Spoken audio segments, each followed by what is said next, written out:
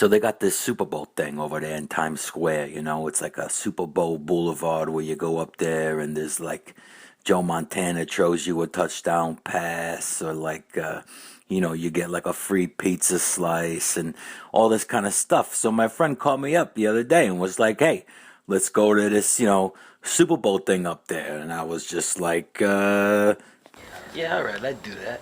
I'll do that. But it's so cold here in New York right now. You got to layer and all your best warm gear. So, I did. That's me right there getting ready. Look at this guy over here. Hey, come on. Oh, go Giants, baby. That's right. Next year. We'll get them next year. Oh, God, please. So I was ready to go. And out the door I went. Took a little walk up the Super Bowl Boulevard. Oh, yeah. And just before I would know it, I'd be right there. Amidst the glory and the glitz of Super Bowl 48, New York, New Jersey.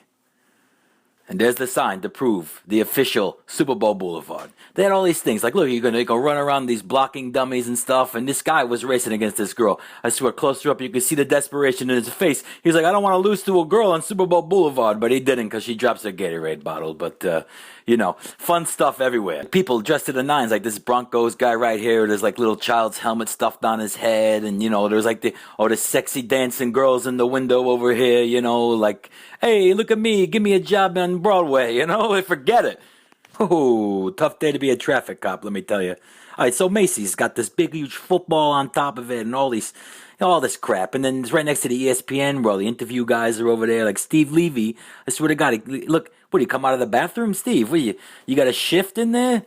At least he waved to everybody with his ball-grabbing pea hands. I see, yeah, they got like the Seahawks and the Broncos crappy uniforms on display, but then they also have these things where you can stand behind like a New York Giant, like I did, number 14 for 2014, but we all know that's Ward Cuff and Y.A. Tittle's number, how I like to think of it, how I was acting with a very tiny head. Then you go into this thing called Inside the Huddle, but it's not a huddle at all. It's got this like inspirational thing on the wall and then like, memorabilia like Eli Manning's jersey from a Super Bowl and, some Giants Super Bowl highlights and they had like Joe Namath's jock strap over there, and stuff like that. So yeah, you just walk around and check things out. They got all games of different things. You could do push-ups to win like a crappy prize or something. Why you do it, I don't know. But these guys did it. And you can like get your photo taken with the Super Bowl trophy, the Vince Lombardi trophy like that guy. Oh, and this is great. It's $5, gets you a ride down the toboggan. It's so cold, it's like really being on a toboggan. And then, they got concerts at night. I swear to God, that night while we were there, Kevin Bacon and his brother were playing. I mean, really? You couldn't get anybody else for Super Bowl week? Well, all in all, it was a great night. And we finished off with one of our favorite bars in the neighborhood. I'm not going to tell you the name of the bar because your tourist face is going to ruin the place. And there's plenty of other places for you to go to. So, go check out Super Bowl Boulevard or don't. But that was my trip and I'm done. Have a good one. Go Giants!